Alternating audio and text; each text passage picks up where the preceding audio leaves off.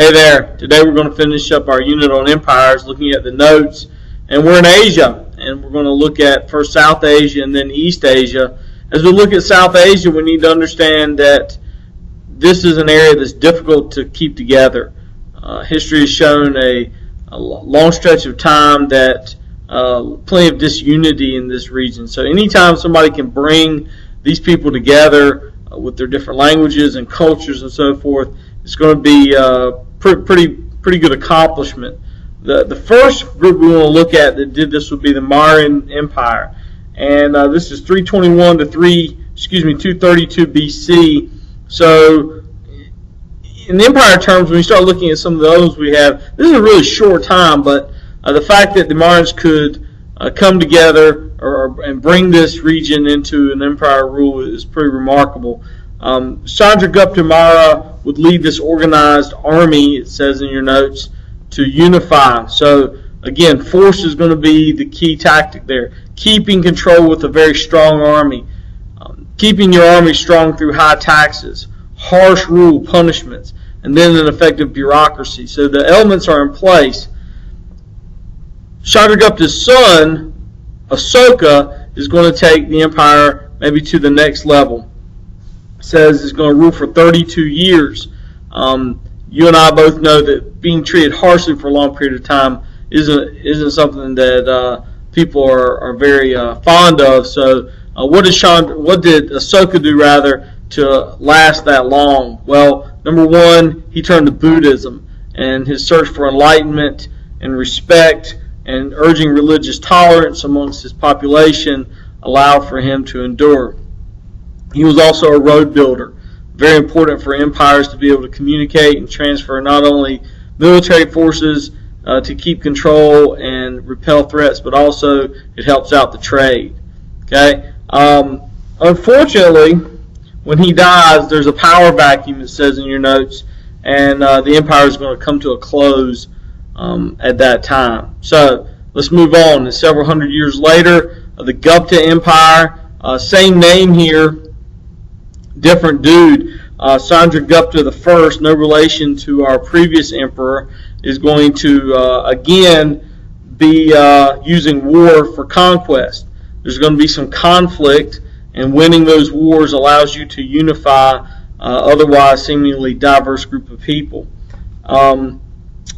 The trade is going to allow them to flourish, however.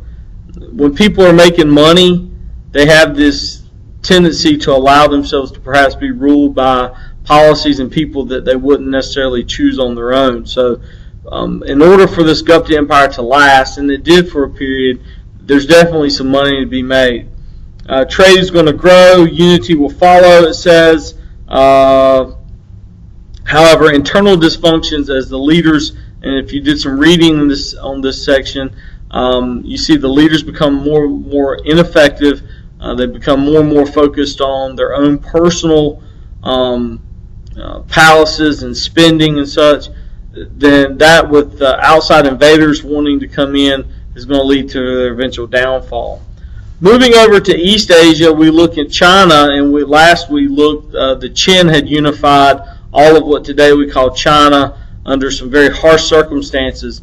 The Qin couldn't last. The legalism approach of the Qin emperor upon his death was unable to be continued, and a peasant revolt will bring Liu Bang emerging as the leader of what would become the Han Dynasty, and their empire would keep the structures that had been established by the Qin. However, instead of using legalism, more of that respect through relationship Confucius approach.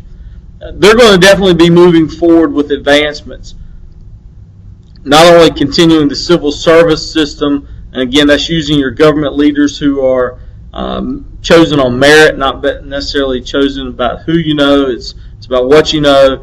And people would study and give their entire lives to trying to get one of those government jobs, because that was reaching the pinnacle of the Chinese society under the Han. The development of paper is going to come during the Han Dynasty. The collar harness, using horses, which were much better beasts of burden to cultivate larger areas of crops, so food production is going to go up to supply a ever-growing population.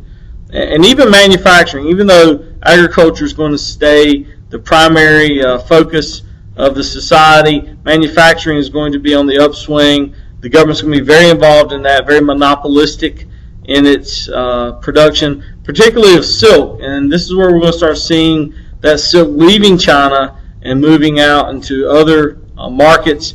Later on, the Silk Road will develop as a transit system of goods flowing and ideas really flowing both east and west. So the Han were really able to unify the culture of China, spreading out ideas through trade and assimilation.